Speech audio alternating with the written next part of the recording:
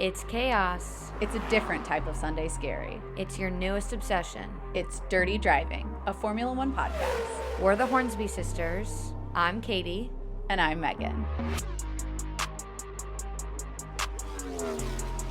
Hello, everyone. Hey, everyone. It's finally a race week. Woo! You might be wondering what we're here to talk about today because we're not deep diving. There wasn't a race. We've gotten absolutely zero, zilch, nada, nothing in terms of silly season news. Oh, Yuki Tsunoda is confirmed. Yuki is confirmed, and Nicholas Latifi is confirmed that he will not be with Williams. So I guess we did get two things, but in the grand scheme of silly season, we didn't get anything that we're waiting for. And we've already reviewed the 2023 schedule. So, Megan, what are we here to talk about today? Well, if you haven't listened to our 2023 schedule, you need to stop what you're doing right now. You need to pause the episode. You need to go listen to that. And then you need to come back to this episode so that you can get the full picture. Because Katie and I talked all about our initial reactions to the 2023 calendar. The episode is called 24 in 23 because there's going to be a record-breaking 24 races next year, or at least 24 scheduled. Inevitably, I think something's going to drop from the calendar.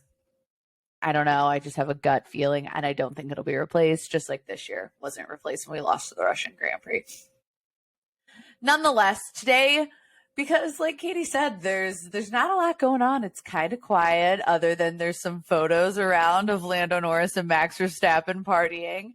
There's not a ton going around other than all of the drivers preparing themselves for the very physically demanding.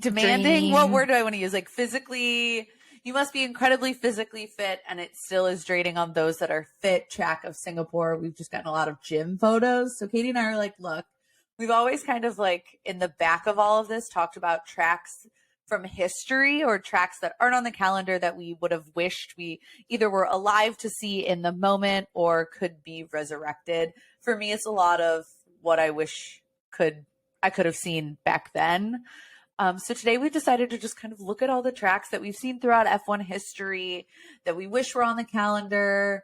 It's just a combination of tracks that we have always been interested in and haven't really had an opportunity to talk about. So we're going to talk about 3 each tracks that we are kind of fascinating to us, and maybe that'll spark an interest to go for some of you guys to go look and research some of the tracks that aren't on the circuit or have long left the circuit. Yeah, and before we jump in, we wanted to give like a little bit of, our usual background info, get you guys up to speed on how many tracks there even are in the world, because I was shocked when I Googled it and I found the number. There's a total of 75 circuits that have hosted Formula One races in the past. So a large variety spread across 34 different countries all around the world. We talked about it on our last episode. We've yet to see an Antarctica race. We might see an Antarctica race one day before it's all over.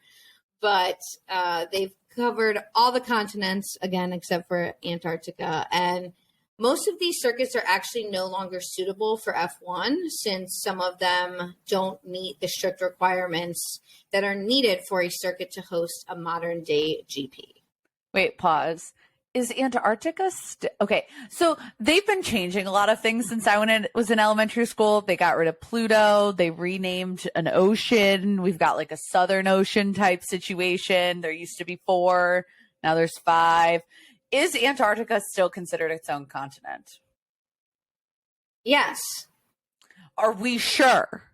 They changed these things. Okay, North Pluto. America, South America, Europe, Africa, Asia, Australia, Antarctica. There are 7 continents. No, my question is are they still calling that they're 7? Are we sure? Or is this a planet situation? I'm not 100% positive, but they added an ocean and they took away a planet. They could have changed Antarctica at this point. I'm just asking. I didn't go back and check on the curriculum before I made that statement, but I'm 99% positive. I could get someone to fact check me right now. I'm just very, very interested in this because you mentioned they've raced on every continent but Antarctica, and immediately I was like, wait. Did the elementary schools change this on us? Because the other day I said there were only 4 oceans, and someone looked at me like I was crazy. Well, Google said yes. Pacific, Atlantic, Indian. Or are there only 3? There's 4 oceans. Pacific, Atlantic, Indian, and now the Southern. So there's 4. There used to be 3 and now there's 4. I'm fact checking you on that. Literally, a kid the other day told me that there is something called the Southern Ocean, and I was like, I'm sorry, I didn't learn that. Yeah.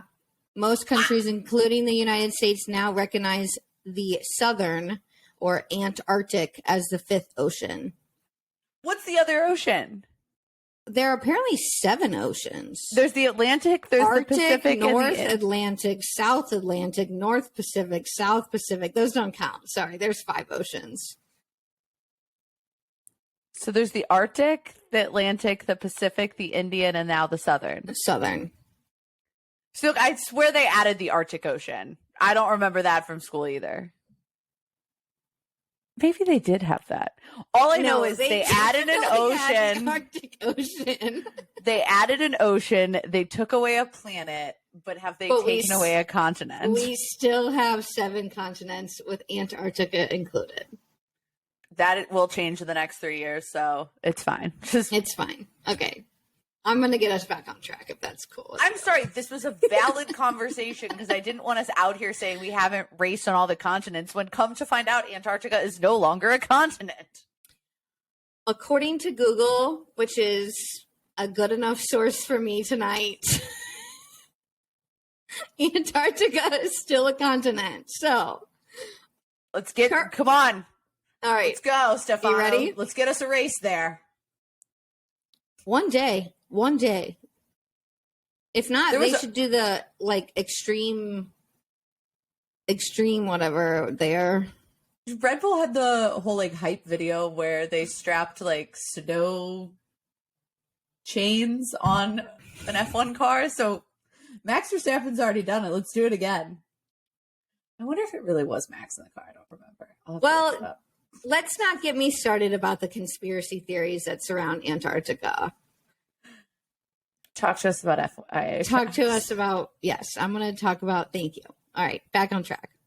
All right, so currently there are only 40 circuits worldwide that have a suitable FIA grade to host F1. And the FIA grades each circuit based on several safety aspects. I think Megan might jump into this a little bit later, but this can be from the condition of the asphalt to the amount of runoff space and even the condition of the barriers. Currently, there are 24 active contracts for F1 tracks, and circuits usually sign a multi-year contract to be added to the calendar. So most of them range from 5 to 10 years, with some being longer than that. And you might be wondering why there are 24 active contracts while we've only had 22 races in 2022. The Shanghai circuit in China has been an active contract and will be an active contract until 2025, but the races have been suspended due to COVID-19. So that's reason one. And then Qatar has a 10-year contract that was signed last year. We skipped a race there this year due to the World Cup, and it will return next year.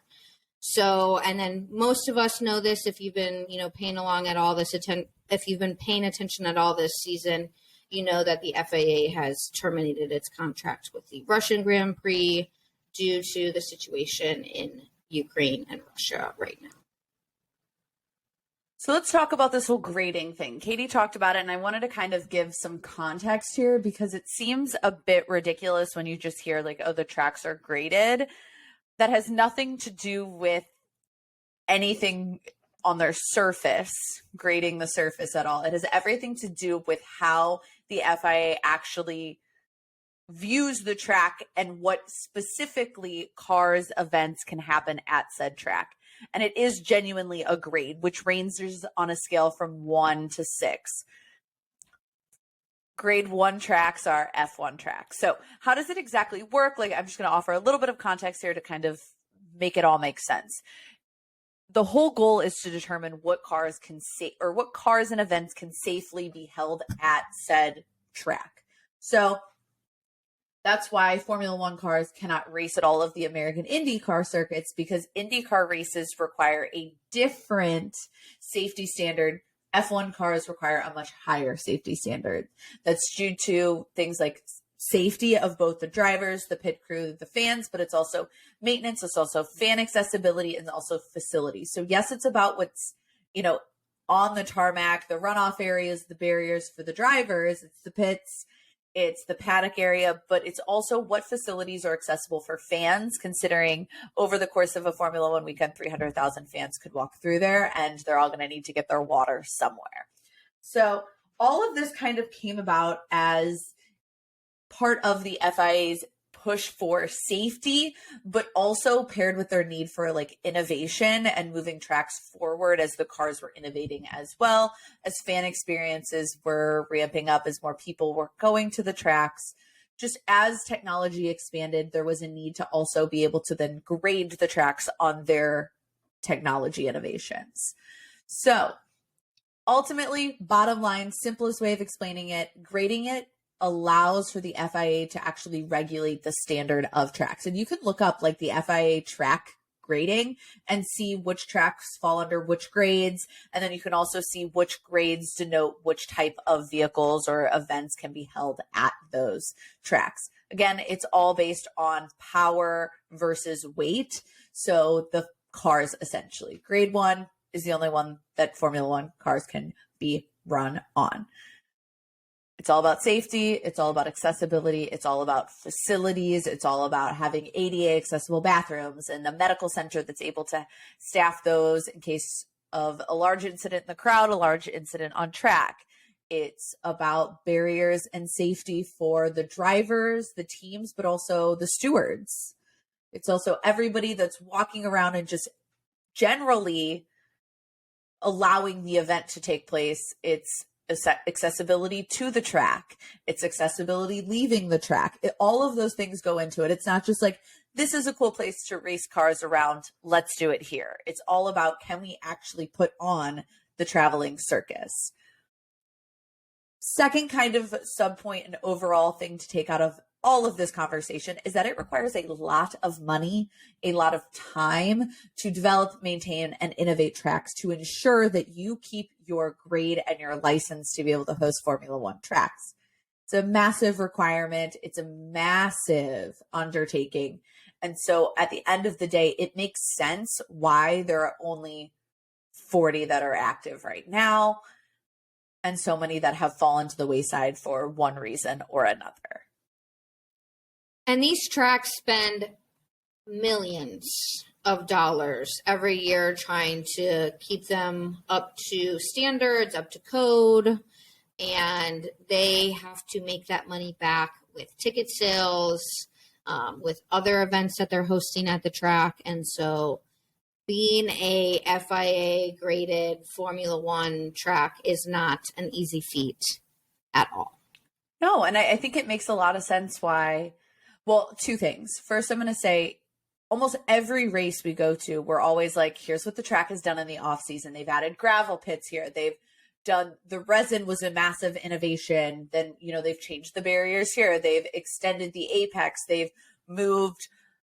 added a margin here. They've shifted the pit lane exit. All of those conversations happen every year for a track, and they're constantly pumping money in to make sure A, the racing gets better and better and better every year, but B, the track is also safe. It incorporates those new safety measures. It's innovating. The whole resin conversation was a massive innovation to prevent gravel from flipping up onto the tracks.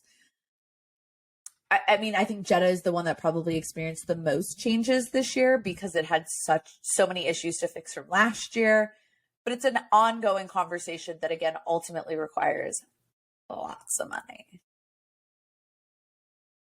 All right, let's jump into the tracks that we wish we could have seen, the ones that we might still be able to see one day.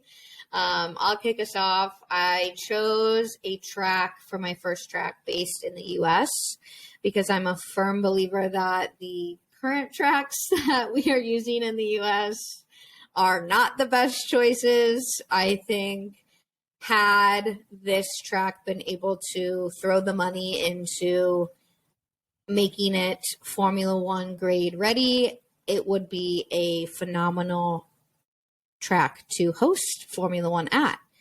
And it's Watkins Glen in New York State, commonly known as the Glen. It's got a long history before F1. It's known for its fast, undulating, challenging corners, and it's a mix of fast bends and slow hairpins. I think when we talk about Watkins Glen, we just had Kimi Räikkönen race there with NASCAR. We see IndyCar there. We have seen F1 there at one point. They actually hosted the United States Grand Prix from 1961 till 1980. It was removed from the calendar mainly due to safety reasons in 1980. And the actual success of the United States Grand Prix at the Glen removed the tainted history of some of the poor designed, poorly operated Grand Prix that had happened before in the US, specifically 1959 and 1960. So it really changed the view of the United States Grand Prix. And I just think that with this track that has so much history between, all the motorsport greats, I'd love to be able to witness a Formula One race there.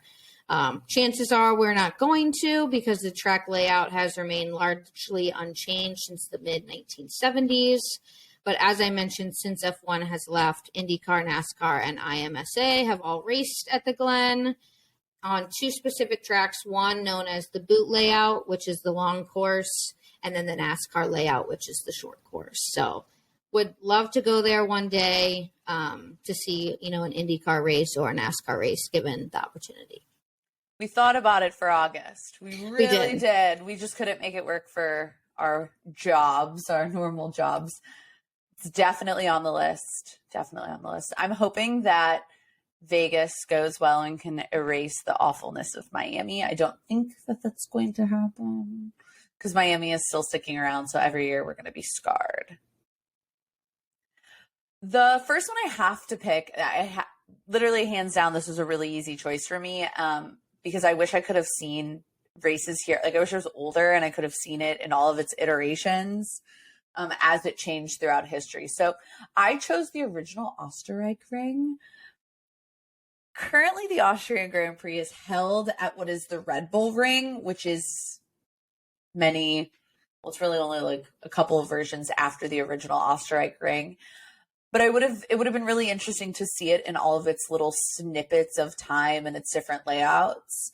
It was ultimately removed for safety, but I think it was just it would have been fascinating to watch as Formula One evolved and the track evolved with it. So the Grand Prix was held there. The Austrian Grand Prix was held there from 1969 to 1995, but it was a much different track than what we know of today. It came onto the calendar to replace the bumpy and dangerous Zveltweg airfield circuit, which hosted the Austrian Grand Prix before the Österreich-Ring.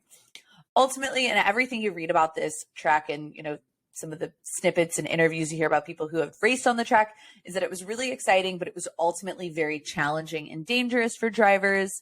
The start-finish lines were very, very narrow, so there wasn't a whole lot of room for overtaking, and that's talking on cars that are much smaller than the ones that we're racing now. And there were frequent collisions at the beginning of races. Definitely not something that I'd want to see more of these days, but and I'm not saying I like races that are collisions. I just think it would have been interesting to see these races happen in real time. Like I said, it was ultimately dropped from the calendar for inadequate safety measures in 1987.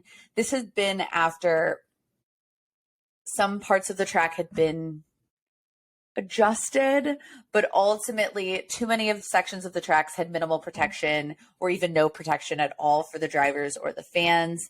And there were two incidents at the last Grand Prix that really pushed it to be a clear indication that it was time for the track to either be scrapped or refurbished.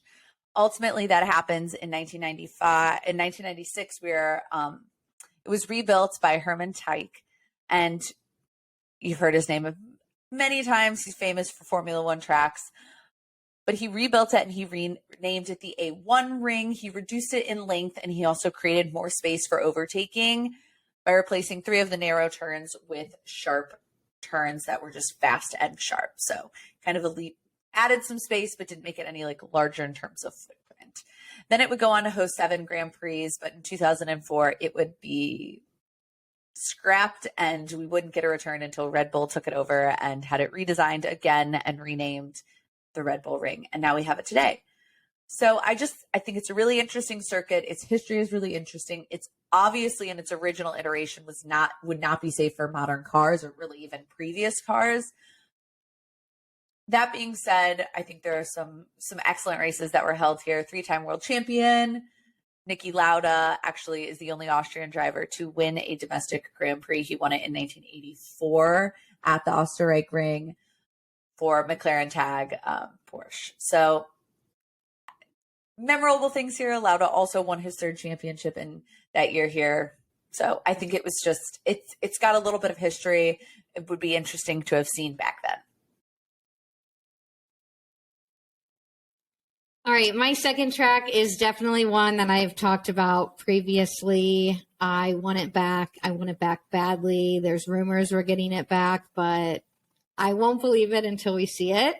And that is the South African Grand Prix at the Kyalami circuit.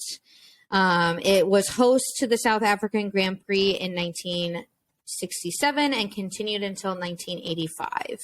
In 1971, it saw American Mario Andretti win his maiden victory on debut for Ferrari.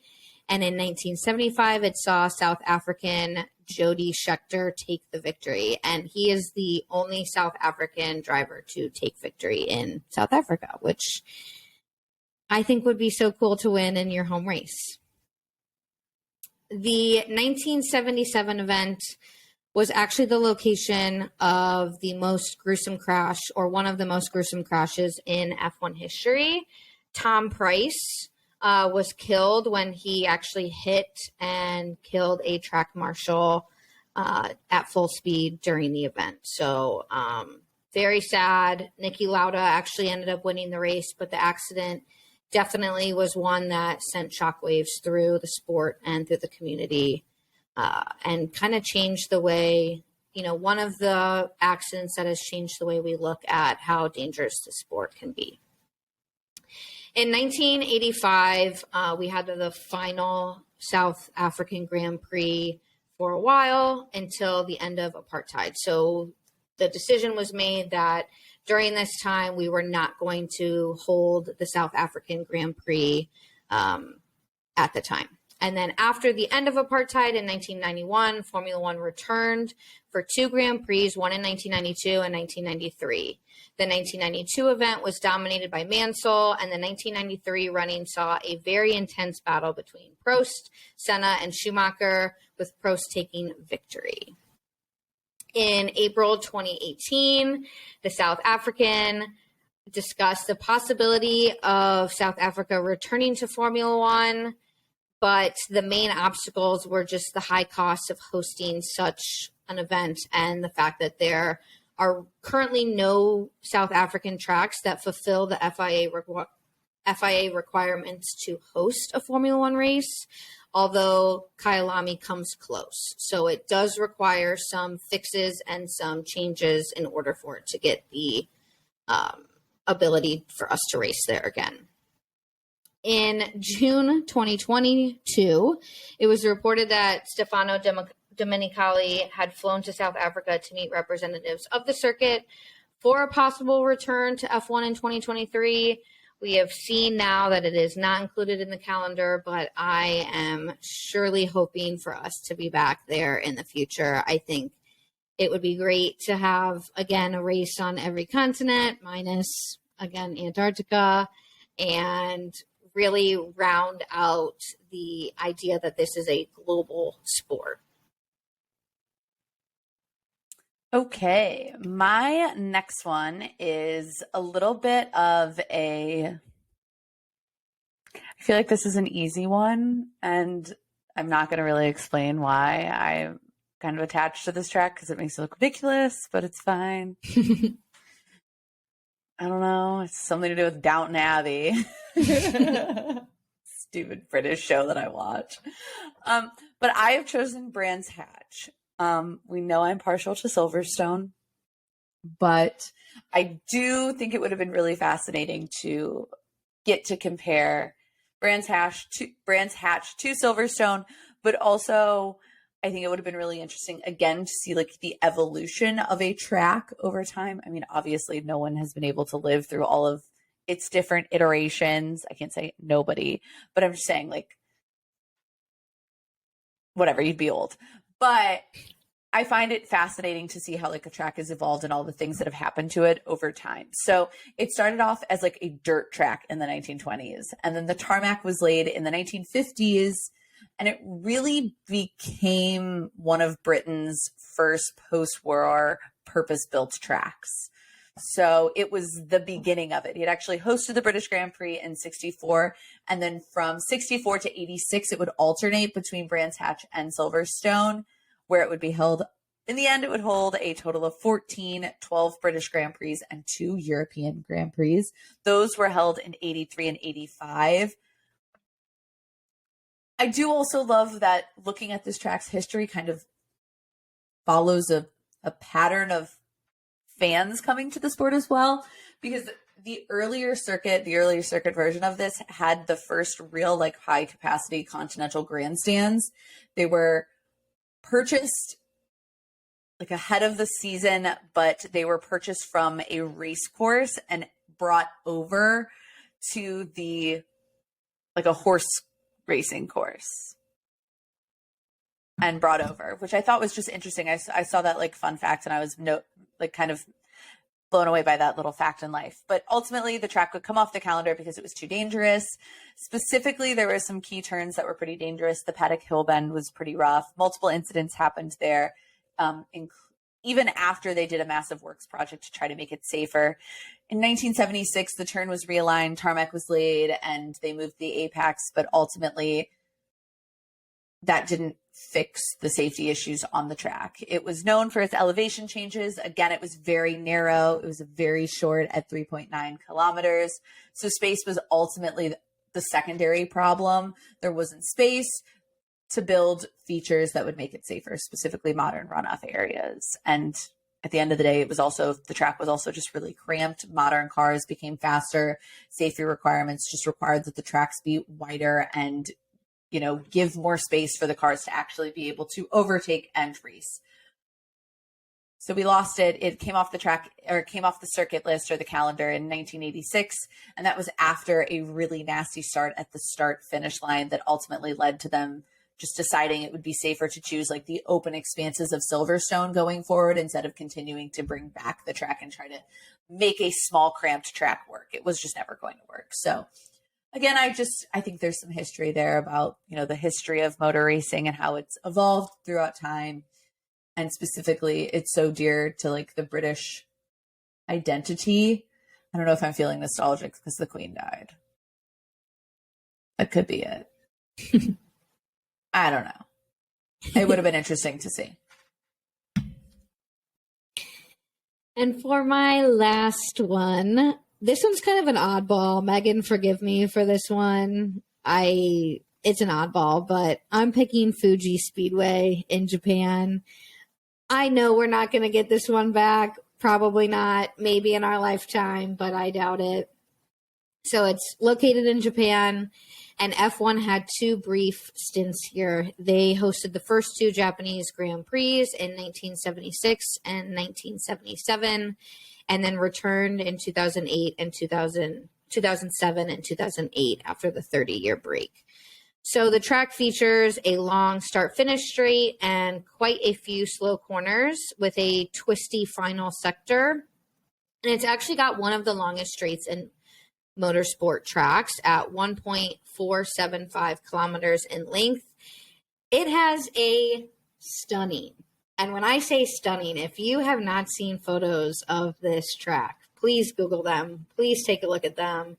It's absolutely beautiful. It's very close to Mount Fuji, so you see it in the background. It's in this, like, I think it's a valley of beautifulness. It's just gorgeous. And that's why I want it back. I know this is kind of an oddball one. Like, it actually, there's a funny, I don't know if it's funny. I don't know if I would have been wanting to experience this for a Grand Prix, but in 2007, the Grand Prix had a lot of issues like transportation. Some of the like paid reserved seats didn't even have a view of the track. Lack of organization, and lunch boxes, like lunch kit meals, were sold for $87. So it was messy for sure. They made some. Oh, and one other thing I wanted to add was the circuit itself prohibited fans from setting up flags to support teams and drivers unless it was the Toyota F1 team. So you couldn't put a flag up unless you were a Toyota fan. So lots of issues. This sounds like Firefest. Here's your $87 sandwich, and you open up the styrofoam container, and it's like 2 pieces of bread, a shitty piece of lettuce, and a slice of Kraft American cheese. Yeah, no. That's literally Firefest. That was Firefest before Firefest. It was. $87 for a sandwich. Yeah. So 2008 greatly improved. Like, I mean, there wasn't any way you could be worse. They made the sandwich was $86. $86.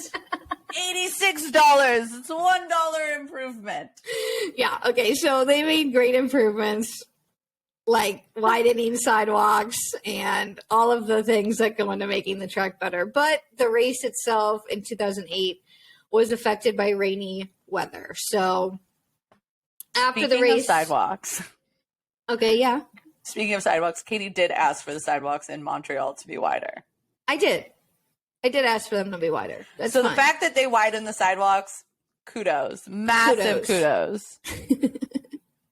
So after the second race in Fuji in 2008, the race returned to Suzuka for 2009 as a part of this alternating agreement between the owners of Fuji and Suzuka, which are rivals Toyota and Honda. So in 2009, Toyota announced that it would not host the race at Fuji Speedway in 2010. And beyond that, it would turn to the Japanese Grand Prix always being held at Suzuka. This was because of a downturn in global economy, and just they did not want to host the Grand Prix anymore, unfortunately. So pairing the two of these, I thought about it, like putting both of these on the calendar would be a miracle. Like to have both of these on the calendar back to back probably would never happen. Or else we'd have to like bounce back and forth out of Japan, which just would not make any sense. But the track does have F1 ready facilities thanks to hosting the World Endurance Championship. They do that annually. So it's still up to date. It's still upkept, and it would bring some very interesting weather challenges. And overall, I think it would bring great overtaking in that long straight. But again, not sure if the experience would be great, but the views would be stunning, and we'd be at a Formula One race. And again, if you don't know what it looks like, please just take a couple seconds right now while you're listening. Google Fuji Speedway. It's stunning. And just that's all I've got to say. If the sandwich was $87 in 2007, it'd be like $187 these days. McDonald's just raised their prices. My Diet Coke's more expensive now. So just imagine how expensive a sandwich at that track would be. I can't even compute those numbers.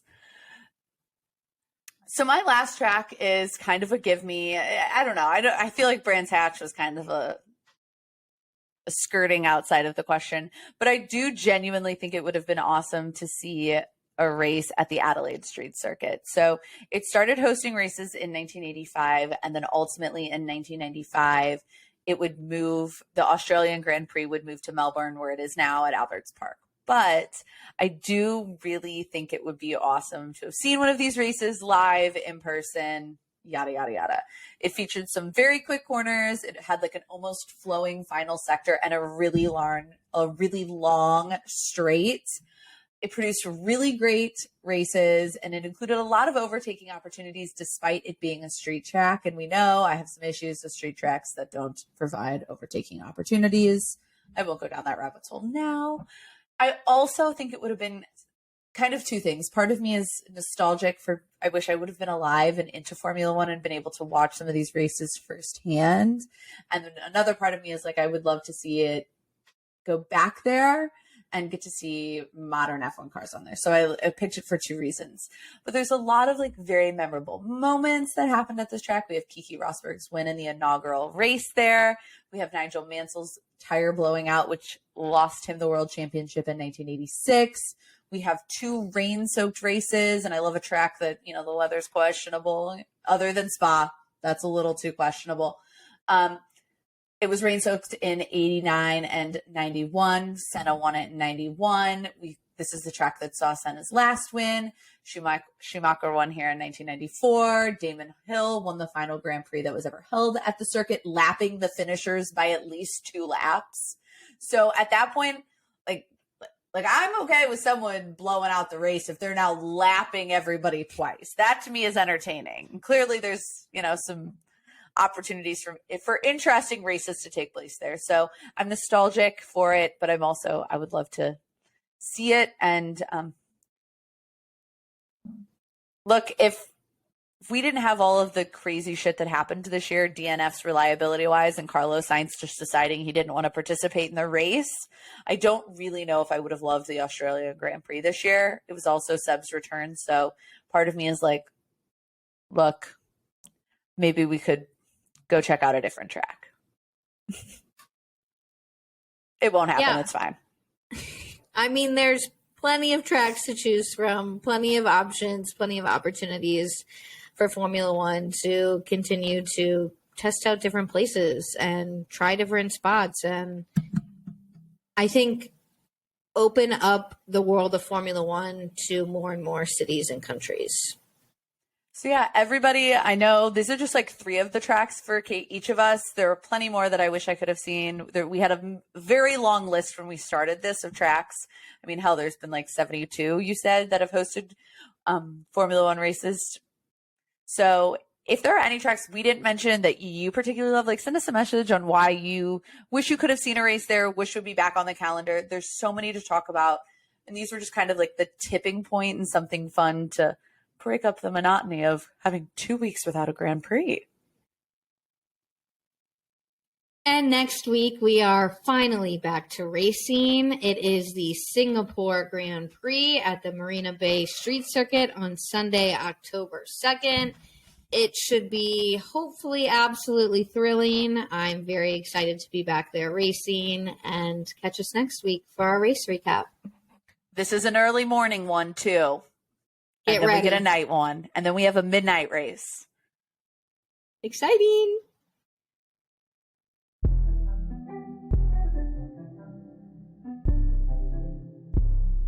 Thank you so much for listening to another episode. Don't forget to subscribe and follow us at Dirty Driving Pod on Twitter and Instagram. Until next time, stay dirty.